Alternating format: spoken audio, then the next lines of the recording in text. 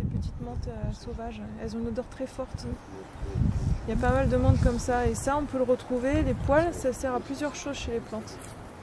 Ça sert déjà à se protéger, on va dire, contre les prédateurs parfois, parce que quand on a une plante super poilue dans la bouche, c'est pas agréable. Hein. Le gaillet graton, voilà, quand il y a des crochets et des poils, finalement, on n'a pas trop envie de manger.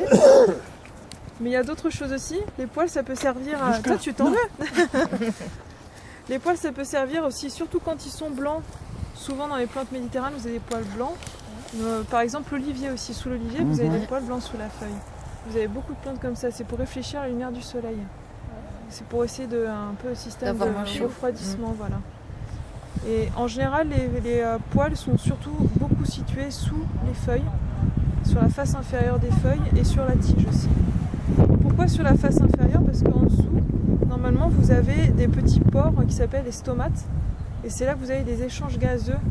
Alors, vous me dites si c'est des choses qui vous intéressent ou pas, mais ça nous intéresse. En fait, la plante, qu'est-ce qu'elle fait? Elle absorbe du CO2.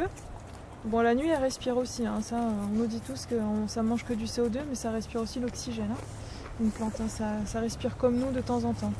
Mais pour prendre un petit peu sa nourriture avec le CO2, il faut ouvrir ses pores pour un échange gazeux. Mais à chaque fois qu'on ouvre les portes, on perd de l'eau.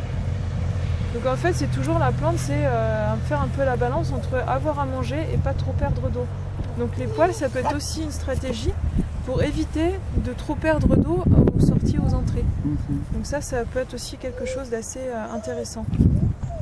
Ça capte la rosée aussi, on voit que ça... Voilà, ça peut aussi capter la rosée, ça peut aussi, avec les formes des feuilles, rediriger la rosée à certains endroits pour la plante, notamment sur la tige et donc au pied, donc aux racines.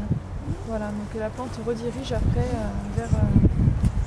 Donc voilà, donc il y a toujours des petites choses, donc il y a toujours plusieurs fonctions sur les choses, les poils, les senteurs aussi, les aromates, hein, tout ce qui est, on va dire, senteur, au départ, c'est pas pour nous qu'elles sentent bon, hein, il y a des fonctions, il y a des fonctions quand même qui sont là parce que les plantes, elles ont besoin de se défendre contre des champignons, contre des bactéries, contre les herbivores aussi, les gens qui vont les manger, les animaux.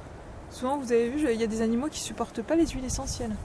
Je ne sais pas si vous avez déjà vu la réaction d'un chat avec l'huile essentielle. Bon, je dis pas que les chats mangent